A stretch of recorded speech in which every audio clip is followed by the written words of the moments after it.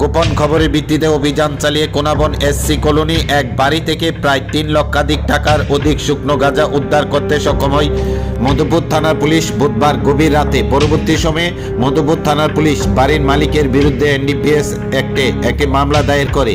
এদিকে মধুপুর থানার ওসি দেবজিৎ চ্যাটার্জি জানান, গোপন খবরের ভিত্তিতে তাদের এই সাফল্য। তবে আপাতত যে বাড়ি থেকে শুকনো গাঁজাগুলি উদ্ধার করা হয়েছে তদন্ত সাপেক্ষে, এমনকি গাঁজা পাচারকারী বাড়ির মালিককে গ্রেপ্তারের উদ্দেশ্যে নাম প্রকাশ আনতে নারাজ। তবে অতি দ্রুত তাকে গ্রেপ্তার করা হবে বলে মধুপুর থানা সূত্রে খবর।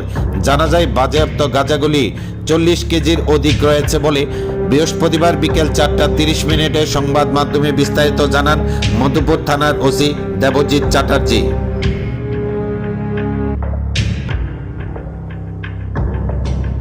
গতকাল রাত্রিতে আমাদের কাছে একটি গোপন সংবাদ আসে যে একটি বাড়িতে গাঁজা মজুত করা হয়েছে, অবৈধভাবে তা পাচার করার উদ্দেশ্য।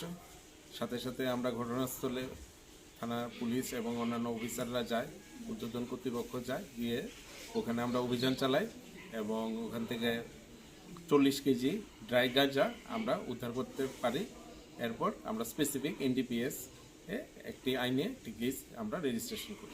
কোন জায়গাতে উদ্ধার করেছে? এটা কোনাবন এসসি কলোনি থেকে। কারো বাড়ি থেকে উদ্ধার করেছে নাকি? হ্যাঁ, বাড়ির মধ্যে থেকেই আমরা তা উদ্ধার করতে পেরেছি।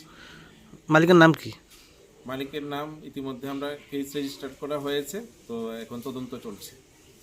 নাম বলতে পারবেন না যারা বাড়ি থেকে উদ্ধার করেছেন? হ্যাঁ, তদন্ত সাপেক্ষে তা প্রকাশ করা হবে যথাসময়।